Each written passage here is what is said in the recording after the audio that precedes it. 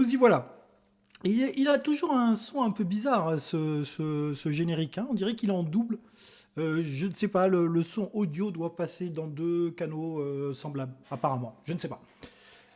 C'est quoi l'effet twist? Ah, nous allons parler de l'effet twist sur le jeu de société.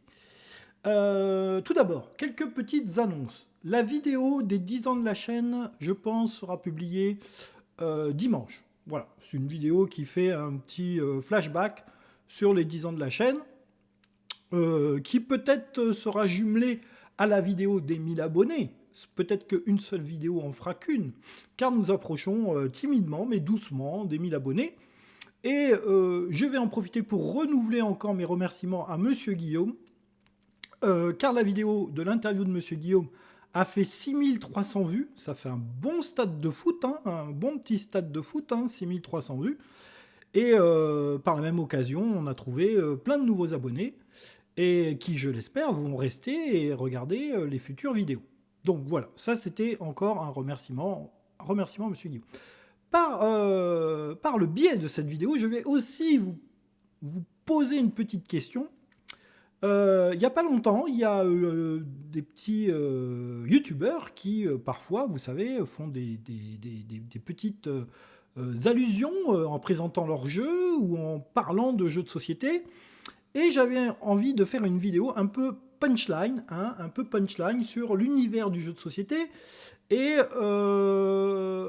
et un petit peu de politique dedans. Mais je me suis dit, c'est trop tendancieux, on va encore perdre la moitié des abonnés, ou peut-être que c'est un sujet qu'il ne faut pas aborder parce que je ne sais pas. Du moins, il n'y a pas longtemps, j'ai entendu une petite phrase qui m'a surpris quand même. La petite phrase en elle-même, alors je ne vais pas vous remettre le contexte, machin, etc., parce que ça n'a pas d'intérêt, mais la petite phrase, c'était par la même occasion, ça fera le tri dans nos auditeurs.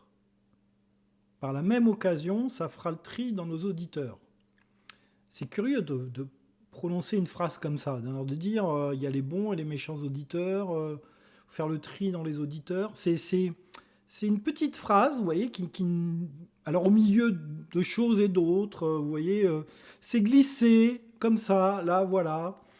On a entamé un sujet, un petit peu, un sujet, vous savez, dans les jeux de société, il y a tout un tas de thèmes qui sont traités, etc. Et là, on s'est penché un petit peu vers un sujet, et on a lancé une petite pique là, et puis on a glissé cette petite phrase là, ça fera le tri parmi nos auditeurs.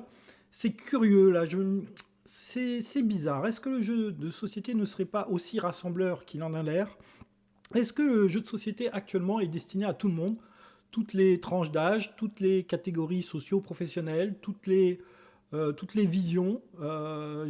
C'est des questions que je me pose. C'est une vidéo qui serait un peu, bien évidemment, un peu clash, un petit peu à l'image du personnage. C'est-à-dire que, bien évidemment, il y aura les gens qui seront d'accord avec moi et les gens qui ne seront pas d'accord avec moi. Je vais encore me faire des tas d'amis, sûrement. Mais vous me connaissez maintenant, j'aime bien dire ce que je pense et il en faut pour tous les goûts. Hein, il en faut pour tous les goûts.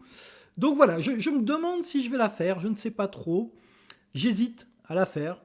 Le sujet va être compliqué à aborder parce que il y a des choses que j'ai envie de dire et qui peut-être vont surprendre. Je ne sais pas. Enfin, je me demande. Donc mettez voilà dans les commentaires si vous voulez voir cette vidéo qu'on va appeler la vidéo sur le public du jeu de société.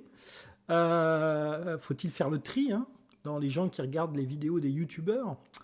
Bon, ça c'est le côté extrême. Hein. Prenez-le au second degré, bien entendu.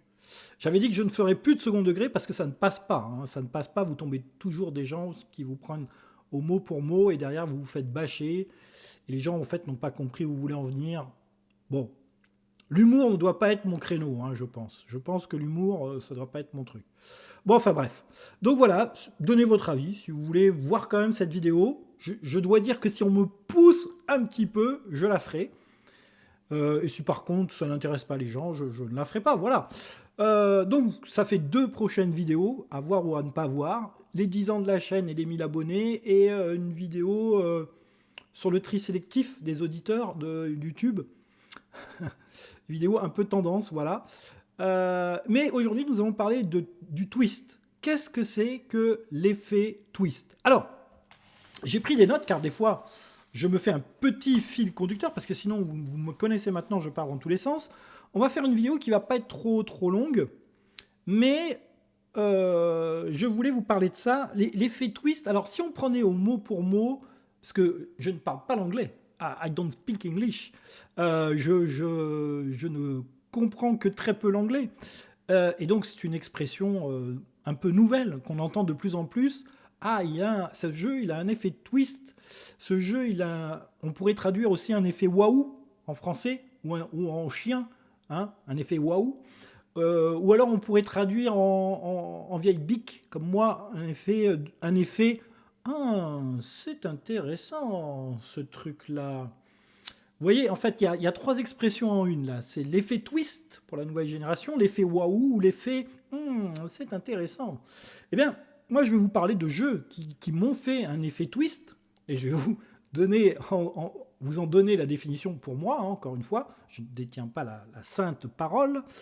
On pourrait traduire donc mot pour mot par l'effet, alors twist tournant, l'effet coup de théâtre, l'effet un peu ouais, comment on pourrait dire, l'effet patatras, l'effet waouh, l'effet waouh, ça traduit bien. Qu'est-ce que c'est que l'effet twist? En fait, le twist, c'est, je connais les jeux de pose d'ouvrier, mais ce jeu-là a un effet qui le rend plus intéressant que les autres jeux de pose d'ouvrier. Ou alors, je connais les jeux de deck building et ce jeu-là a un effet waouh. Moi, pour vous donner un exemple, je ne vais pas faire trop loin. Rassurez-vous, ne partez pas en courant. 30 minutes grand maximum cette vidéo. Donc restez assis, ça va être intéressant, du moins je l'espère. J'ai toujours des petits trucs à dire. Et puis surtout, je voulais aussi souligner que je suis très content de la communauté des gens qui me suivent. Moi, je suis épaté par la qualité des commentaires. Tiens, d'ailleurs, quand j'ai dit Monsieur Guillaume a fait 6300 vues, j'en suis bien évidemment super content. Mais allez voir aussi Alex, où j'ai fait une interview d'Alex, de joueur en cravate, qui est très sympathique aussi. Et lui, il a fait pour le moment, enfin, j'ai fait avec cette vidéo 439, là, au moment où je vous parle. On est le 17-02 et il est 13h au moment où j'enregistre cette vidéo. Et donc, allez voir la vidéo d'Alex, elle est très intéressante aussi. Je vous le rappelle, je voulais avoir d'autres invités, mais alors là, il y a Cannes. Alors, je n'ai que des refus, hein. J'ai eu pas mal de gens au téléphone, j'ai eu pas mal de gens par email, j'ai eu pas mal de gens par texto, notamment des gens qu'on aimerait bien entendre, des gens qui sont devenus invisibles du jour au lendemain, dans l'univers du monde du jeu de société, hein, bien entendu, à qui je voudrais bien donner la parole pour qu'ils s'expliquent, pour qu'ils nous donnent des raisons de leurs invisibilités. Eh bien, non. Ou alors des gens qui sont beaucoup trop débordés pour avoir 1 heure ou 1 heure et demie avant Cannes, puisqu'il y a Cannes. Je rappelle que, comme je dis aux gens que par exemple, je forme dans le métier du commerce, dans le domaine commercial, qu'on ne peut pas dire j'ai pas le temps. On ne peut pas dire non, c'est pas une histoire de temps ou de planning. C'est que vous ne faites pas partie des priorités que les gens se donnent. C'est pas qu'ils n'ont pas le temps, ils ont toujours le temps. Si demain, je ne sais pas moi, vous êtes un petit, je ne sais pas, vous êtes le maire d'une ville et que vous avez votre planning qui est fait, qui est établi, là, sur 2 semaines, sur 3 semaines, quelqu'un veut vous parler, vous allez lui dire, bah non, j'ai pas le temps, là, je suis très occupé, etc. Et puis, vous recevez une lettre ou un mail, et du gouvernement, et on vous dit, il y a Macron qui va passer par votre ville, et puis il va venir vous dire bonjour. Ah ben là, vous avez trouvé le temps de lui dire bonjour. Là, je peux vous assurer que quel que soit votre planning, vous avez trouvé le temps. Il ne faut pas se comparer à Macron, c'est pas ce que je veux dire. Macron ou un autre politicien important, c'est pas du tout ce que je veux dire. Mais ce n'est pas que vous n'avez pas le temps, c'est que ce n'est pas dans vos priorités. Voilà, vous êtes d'une priorité lambda, et ça passe après le reste. Ce qui est tout à fait compréhensible. Attention, ce n'est pas une critique. Bien évidemment qu'il y a Cannes, bien évidemment que quand on est dans l'univers du jeu de société, on n'a pas le temps de faire une interview. Là, c'est pas le moment, quoi. Voilà. Donc moi, je vais patienter, je vais attendre, et puis je vais voir si après on a d'autres choses qui viennent, etc. Voilà. Bon. Ceci dit, je serais très content d'avoir les gens que j'ai sollicités pour des interviews parce que ça me semble intéressant de les écouter et je pense que ça peut intéresser les gens. C'est surtout pour ça que je veux le faire. C'est pas pour moi, hein. Moi, c'est surtout que je pense que ça peut intéresser les gens. Quand j'ai sollicité Monsieur Guillaume, c'est parce que 1 mois, 2 mois après l'arrêt de Trick Track, ça me semblait être la bonne période pour l'entendre parler de ça. Et apparemment, ça a marché. 6300 vues sur une chaîne qui a 1000 abonnés, pour moi, c'est on va dire, un énorme succès. Oui, je pense que c'était intéressant et je pense que c'était bien. Voilà, c'était bien à faire, c'était bien à vivre et c'était bien à écouter. Bref, le twist. Le twist sur un jeu de société. Quel est, moi, le premier effet waouh que j'ai découvert dans l'univers du jeu de société? Alors, je ne sais pas si on peut parler vraiment d'un jeu de société, parce que moi, c'était dans les années 80. À l'époque, groupe de joueurs... Oui, les années 80. Hein. Oui. Certains d'entre vous n'étaient pas nés. Je le sais, je vous vois derrière mon écran. Et c'était... vous inquiétez pas, vous allez voir des choses à l'écran. Hein. Pour le moment, il y a un écran fixe, mais l'écran va bouger à un moment. Un petit peu, pas beaucoup. Encore une fois, je fais des vidéos, mais ça pourrait être des podcasts. Mais c'est bien, le soir, pour s'endormir. Vous mettez une petite vidéo de Philcast, là, machin, paf, et puis après, vous piquez du nez. Comme ça, le time code, c'est cool. Pour moi, c'est bien pour les statistiques. Et puis vous, si vous êtes vraiment endormi, c'est que j'avais pas grand-chose d'intéressant à vous dire. Voilà. Bref, donc l'effet twist, pour moi, dans l'univers du jeu de société, je ne sais pas si on peut parler d'un jeu de société, pour moi, c'en est un, c'était Magic. Voilà, dans les années 80, je me rappelle à l'époque, j'avais un groupe de joueurs, nous faisions du jeu de rôle. Nous jouons à l'époque à Vampire Mascarade, je crois, de mémoire, je ne sais plus, il est fort probable, ou une campagne de l'appel de Cthulhu, qui devait être le masque de Nyarlathotep à l'époque. Donc j'avais un groupe de jeux de rôle comme ça, et un soir, l'un des joueurs, mes copains, comme on peut dire à l'époque, ils étaient très jeu version originale, c'est-à-dire que le fait que ce soit en anglais leur posait absolument aucun problème. Le fait que ce soit une nouveauté, un truc qui marche aux États-Unis, ça les a interpellés. Et donc du coup, très vite, au tout début de Magic, les alphas, les bêtas, etc., il nous a présenté ce jeu, on y a joué, et là, je dois dire que dès la première partie, ça a été un effet waouh. Mais vraiment waouh. On joue à une espèce de bataille opposée un contre un. Alors on jouait avec il n'y avait pas de starter de base à la limite. Hein. Donc ils nous avaient préparé des decks. Ils nous filent des decks. Alors il avait fait des decks de plein de couleurs différentes, machin, etc. Voilà, personne ne veut jouer noir. C'était un deck noir-blanc, je crois, à l'époque. En plus, 2 couleurs qui sont un peu opposées. Hop, on me file le deck noir-blanc, machin, paf. Je joue contre du vert, je joue contre du rouge, du vert-rouge, je joue contre du bleu-blanc, je joue... Enfin bref, voilà, on s'oppose. On se fait un mini tournoi, là, comme ça. Et là, c'est l'effet waouh. C'est le truc. Le lendemain, tu vas faire la queue à l'œuf cube et t'achètes un starter entier de booster. Voilà, enfin bref. Le premier effet waouh. Et cet effet waouh jeu de cartes, jeu de deck building, va à nouveau se renouveler pour l'univers du jeu de société avec l'arrivée de Dominion. L'arrivée de Dominion, ça a été un autre effet waouh, c'est un autre aspect du deck building, plus proche cette fois-ci du jeu de société, où là, quand c'est sorti, par rapport à ce qu'il y avait à l'heure actuelle, c'est-à-dire on avait beaucoup de jeux de placement d'ouvriers, etc., on avait beaucoup de jeux avec des ressources qu'on exploite, etc. Et là, tout d'un coup, on a une espèce d'ovni, une espèce de deck building, voilà, qui nous propose des configurations différentes. On construit son jeu au fur et à mesure. C'est pas trop long, une demi-heure, 20 minutes la partie, etc.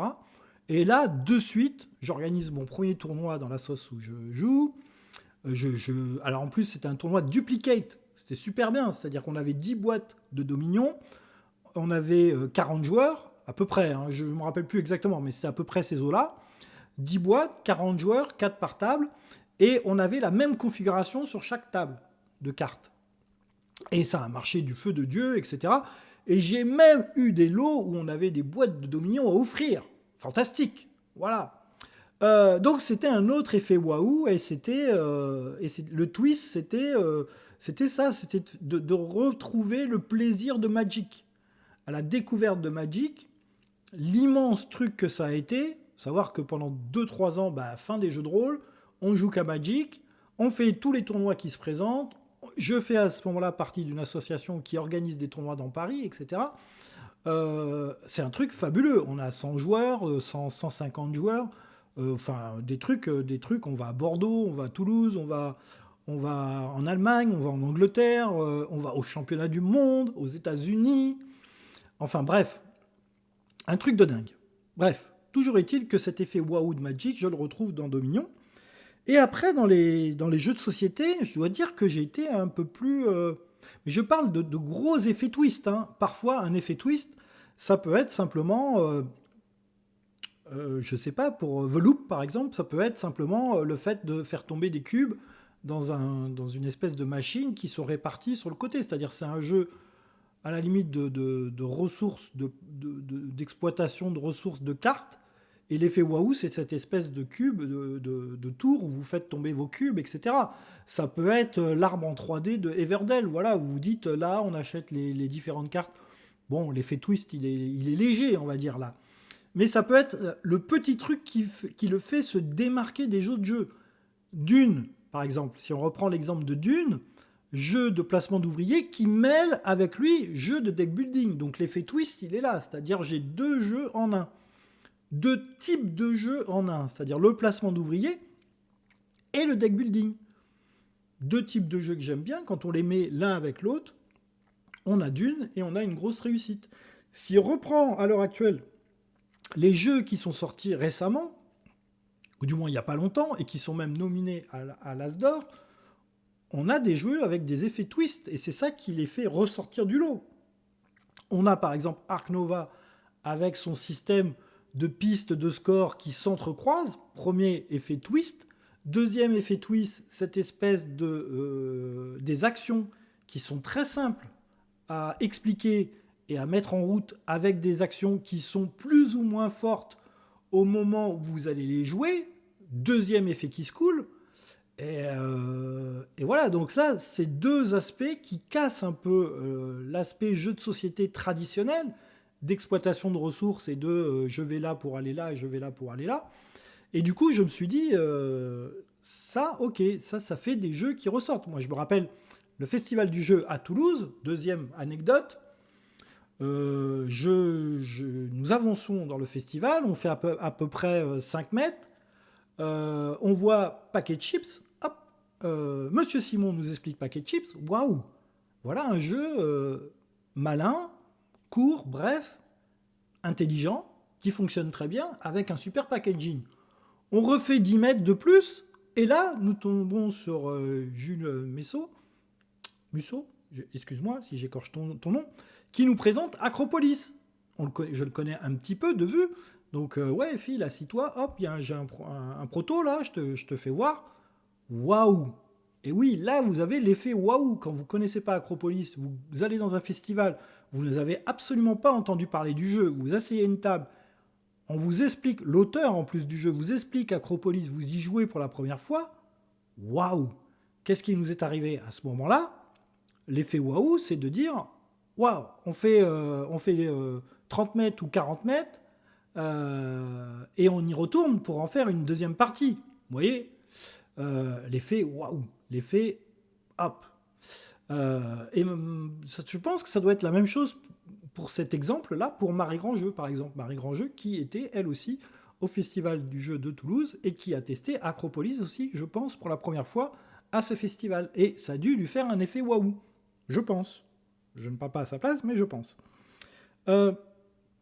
Autre jeu, alors cette fois-ci moins actuel, mais qui m'a fait un effet waouh, un effet un peu surprenant à l'époque, c'était pour moi Terra Mystica. Terra Mystica,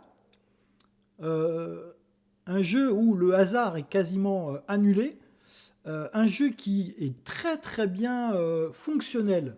C'est-à-dire qu'en fait, tous les éléments du jeu s'associent fortement bien les uns avec les autres, avec des trucs bizarroïdes à l'époque. On se dit, mais il faut terraformer pour construire ces bâtiments. Bah, où c'est qu'il a été chercher ça dans sa tête, le gars? Enfin, je veux dire, oui, généralement, on a un paysage, on a des cases, et on joue en fonction des cases. Non, là, on va changer les cases et on va construire nos bâtiments. Puis nos bâtiments vont engendrer des trucs, machin, des trucs, des objectifs, etc., qu'il faut atteindre. Plein de races différentes qui ont l'air toutes relativement bien équilibrées. Donc, du coup, on a envie de toutes les tester. Chaque partie est différente en fonction des joueurs avec qui vous allez jouer. Si vous avez beaucoup de voisins, peu de voisins, etc. Suivant les... Enfin bon, un effet waouh. Voilà, Terra Mystica, un effet waouh. Et plus tard, on aura le même effet avec Projet Gaïa, où là, on change de thème, mais on reprend les mêmes principes. Voilà, pour vous dire ça. Et puis, il n'y a pas longtemps, aussi, en fait, je me suis posé la question pourquoi je voulais faire une vidéo sur l'effet twist. Et c'est là où mon écran va s'animer un petit peu. J'ai regardé là récemment eh bien la vidéo que je regarde tous les vendredis du passe-temps sur les nouveautés. On va couper le son, sinon on va avoir des problèmes de droit d'auteur, etc. Voilà, il parle de 47 jeux qui viennent d'arriver. Voilà, et puis bien évidemment, il n'y a pas que le passe-temps. Je regarde aussi, je suis éclectique. Je regarde sur Facebook notre ami Didier. Je regarde aussi les vidéos jeux des cartes Bordeaux. Ah oui, moi je regarde deux vidéos pour les nouveautés. En plus, c'est marrant, ils ne sont pas les mêmes nouveautés en fait. Il y a des fois, puis jeux des cartes Bordeaux est un peu plus peut-être complet au niveau des nouveautés, puisqu'il présente les nouveautés jeux de figurines et les nouveautés jeux de rôle aussi, qui sont pour moi partie prenante dans les jeux de société. Le passe-temps est uniquement concentré, et peut-être qu'il fait bien aussi, sur les jeux de société. Les jeux de société, les board games, les hors jeux hors jeux de rôle et hors jeux de figurines. Même si on peut dire que Zombicide qui a été présenté, voilà. Et une fois que j'ai eu regardé ces deux vidéos, pourquoi je vous en parle et pourquoi je vais revenir d'ailleurs sur cette image, j'ai été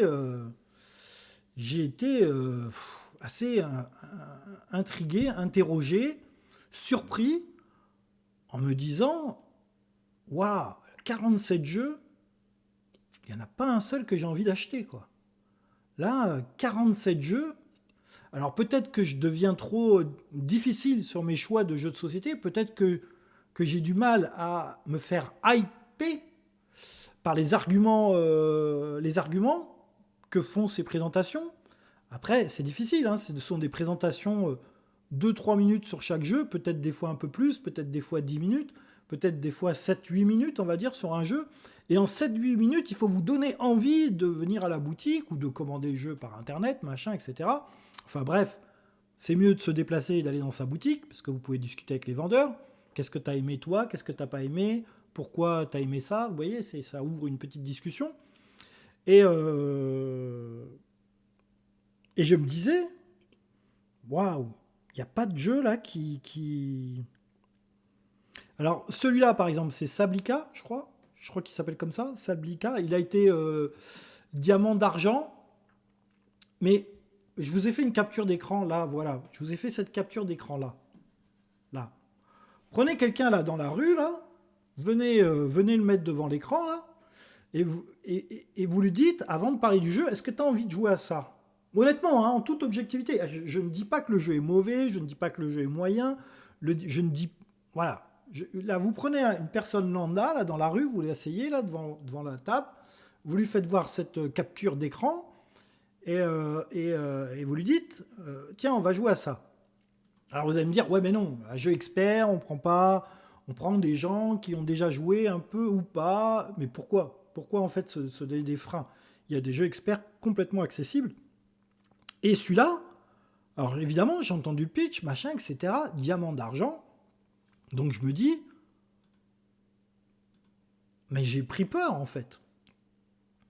Il y a des symboles dans tous les sens, il y a des quand vous allez quelque part, vous déclenchez un truc qui déclenche un autre truc, qui déclenche un autre truc, et vous gagnez un truc qui vous fait gagner un autre truc, etc. Là, on est dans le... Alors, il y a un thème. Je ne sais pas s'il est collé, s'il est plaqué, etc. On en dit du bien, c'est-à-dire qu'on en dit du bien chez le passe-temps, et on en dit du bien chez Jeux des cartes Bordeaux. Waouh, moi, ça m'a fait peur à la limite. Presque, je pars en courant, quoi. Je me dis, waouh, mais cette roue là, elle représente tellement rien.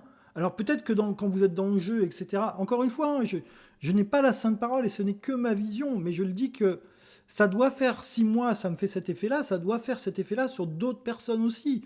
Là, on fait peur aux gens, quoi. Là, on leur dit, waouh, partez, hein. C'est pour ça que je voulais faire une vidéo un petit peu crash, parce qu'on est en train de... Il faudrait pas qu'on aille trop vers l'élite, quoi. Il faudrait pas qu'on aille trop... que le jeu de société soit uniquement destiné qu'à des gens... Bon, je sais pas. Voilà, c'est... Pour rejoindre l'effet twist, ce jeu-là a sûrement des tas d'effets twist, mais ils n'ont pas été mis en avant pour moi, hein. Pour moi, je les ai pas sentis, là, les effets twist. Voilà. Alors, pour le passe-temps, ils mettront un autre jeu en avant, qui est Demain m'a tué. Demain m'a tué, qui semble être atypique. Effectivement, quand on le regarde de l'extérieur, là encore une fois, c'est vers la fin de la vidéo. Voilà, c'est vers là. Hop, vous allez vous taper la pub. 2 petites secondes, je la zappe, ne vous inquiétez pas, ne partez pas. Hop. Voilà, donc là, quand vous regardez le plateau, est-ce que vous le voyez à l'image? Oui, vous le voyez à l'image. Là, quand vous regardez les premières images, vous vous dites... je vous le recadrer un peu mieux peut-être. Voyons voir. Hop. Hop, voilà. Quand vous regardez ça, vous vous dites, waouh. De l'extérieur, là, ça fait peur, hein. Là, si je vous mets pas le son, hein, si je vous mets pas le son, ça vous procure quelle envie, ça? Voilà. Là, je vous ai pas mis le son. Il y a 6 bonhommes dans des carrés gris, sur des cases grises, etc. Alors, bien évidemment, c'est un jeu Legacy. Donc, bien évidemment, je me doute que les boîtes que vous allez ouvrir par la suite vont rajouter des éléments sur... Alors, il a l'air très intéressant, mais là, quand vous regardez les images, ça fait peur. Vous dites, est-ce que c'est... Là, je mets pas le son, je mets pas les arguments. Waouh, il y a des cadres, là, avec des cases grises et des cases blanches. Ok, les dames et les échecs, c'est excellent, hein. Il n'y a pas de souci. Moi, je reprends du plaisir à jouer aux échecs, par exemple. Donc voilà. Donc moi, j'ai eu un peu peur, là. J'ai eu un peu peur. Et quand je regarde toutes les nouveautés, alors là, j'ai mis le site du passe-temps, mais vous avez aussi le site d'un autre. Hein, voilà. Si je regarde le site du passe-temps, là, je vois Demain m'a tué. Alors, évidemment, j'ai regardé un peu la présentation du passe-temps. Je vois 50 euros, j'ai intérêt à pas me gourer, quoi. J'ai intérêt à pas me gourer. Le jeu que je vous ai fait voir avant, qui s'appelle Sabika, sur la vidéo qui était ici, hein, ce jeu-là, là, Sabika, voilà, Sabika, 60 euros. 60 euros pour du tableau Excel, peut-être. Je sais pas. Voilà, et quand j'ai regardé les autres jeux, alors le Risk Legacy, bah, si c'est pour jouer à Risk, ouais, ok. Voyageur du Tigre du Nil, ouais, je l'achèterai pas, mais j'y jouerai certainement. Mais vous voyez, là, ça m'a pas... Il y a aucun jeu qui m'a donné une envie d'achat. Voilà, il n'y a aucun jeu qui a présenté un twist qui m'a fait basculer vers le fait de me dire ok, on prend la voiture, on va acheter. C'est bizarre. Et alors, du coup, là, c'est bien joli, mais alors, et je vais conclure par ça. On en est à... Oui, déjà 30 minutes. 30 minutes. Donc j'avais dit que je ne ferais pas trop long. Je vais m'arrêter là. J'avais peut-être d'autres choses à dire. Mais récemment, chez les youtubeurs, on a vu beaucoup de Too Many Bones et on a vu beaucoup de Sleeping Gods. Qui sont des gros jeux avec du gros matériel. Alors, Too Many Bones, on ne peut pas dire que c'est un mauvais jeu. Pour moi, il est surproduit. C'est-à-dire que je pense que la pratique de Too Many Bones, le fait que ça soit agréable à jouer, vient aussi beaucoup du matériel. Manipuler les jetons de poker, même si on s'en sert pas comme des jetons de poker, mais qu'on s'en sert comme marqueur de points de vie. Waouh, vous avez, je sais pas, vous ouvrez les yeux un jour. Enfin, je sais pas, vous avez dépensé 120 euros, je sais plus combien vaut Too Many Bones, pour avoir des jetons de poker qui vous servent de marqueur de points de vie. Il y a un truc qui va pas là. C'est-à-dire, ces fameux jetons de poker vous ont fait monter le prix du jeu de peut-être 30 euros pour que ça soit des marqueurs de points de vie. Les dés, les dés sont super. Les dés sont agréables à lancer. J'ai regardé des parties de Too Many Bones. Les 3/4 de fois où vous avez lancé les dés, c'est pour les jets d'attaque et les jets de défense. Les 70 autres pourcents des dés qui sont dans la boîte, vous n'allez pas vous en servir dans la partie que vous allez faire. En gros, vous allez vous servir des dés d'attaque, des dés de défense, des jets de compétences de votre personnage, et c'est tout. C'est-à-dire que vous allez utiliser 20% des dés qu'il y a dans la boîte quand vous allez faire une partie de Too Many Bones. Et vous avez vos jetons de poker qui sont vos points de vie. Le jeu, après, en lui-même, est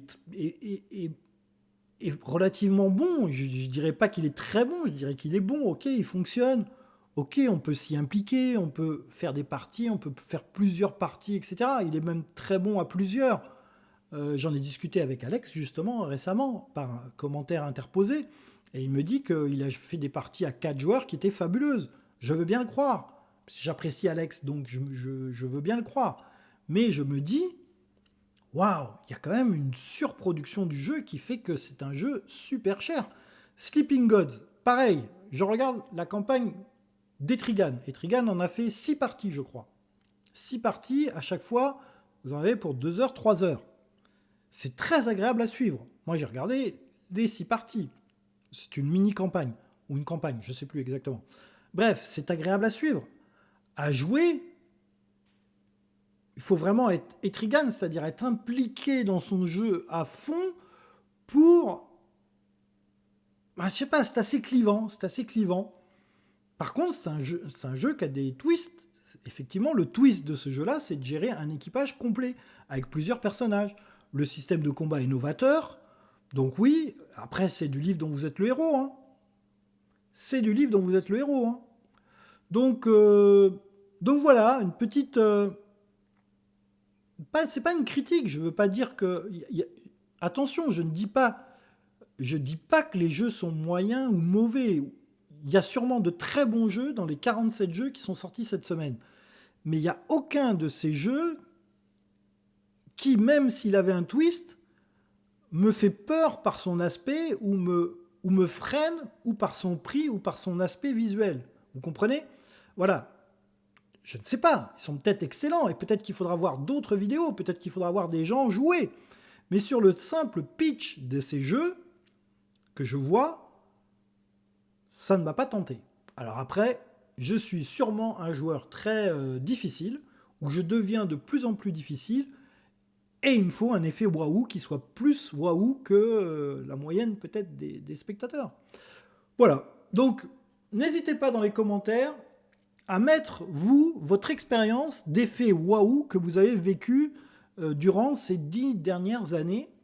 Quel est le jeu qui vous a scotché avec un goût de j'ai envie d'y revenir, quoi. J'ai envie d'y rejouer de suite, j'ai envie de refaire une partie, et c'est cet effet-là qui a fait que j'ai envie d'y revenir.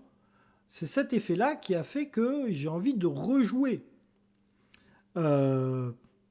Et si pour vous c'était un gros effet waouh, ou si c'était un petit effet waouh. Voilà. Le fait de se rapprocher des 1000 abonnés a aussi des effets très positifs auprès des éditeurs, puisque j'ai un éditeur de jeux ordinateur cette fois-ci, qui m'a contacté et qui m'a donné des DLC pour son jeu. Et ben écoutez, vu qu'il me les a donnés, et ben je vais en faire une vidéo. Donc je sais que ce sont des vidéos qui ne font pas beaucoup de vues, mais moi j'aime bien le jeu.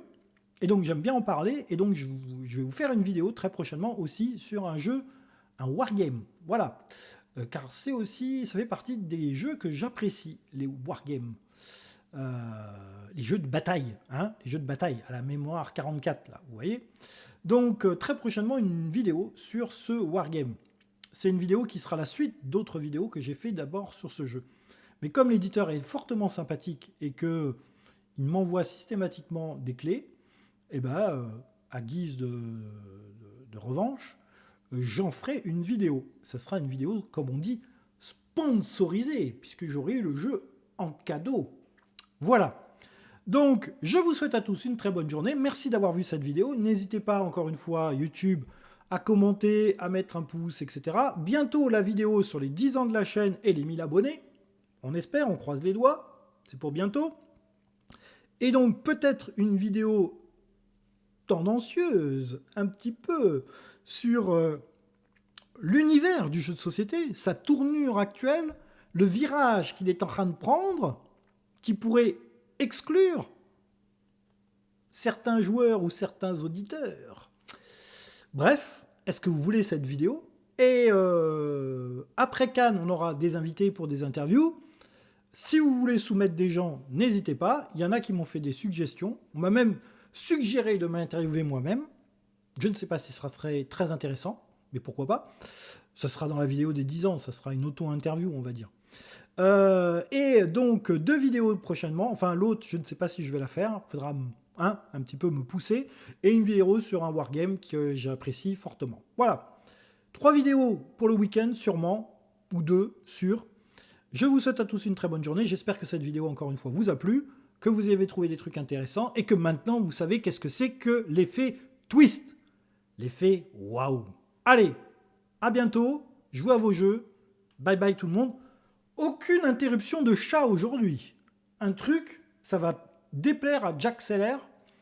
Pas d'interruption de chat. Jack, si tu es encore devant la vidéo à l'heure où je la tourne et que tu as attendu jusqu'à la fin de la vidéo pour voir l'entrée ou la sortie du chat, aucun chat n'est venu interrompre cette vidéo. Où sont-ils passés? Eh bien, c'est tout simplement qu'il fait très beau, que nous avons un grand soleil et qu'ils sont en vadrouille et qu'ils n'ont pas trouvé bon de rentrer à la maison pour manger des croquettes. Voilà. Allez, bye bye tout le monde, générique, hasta la vista.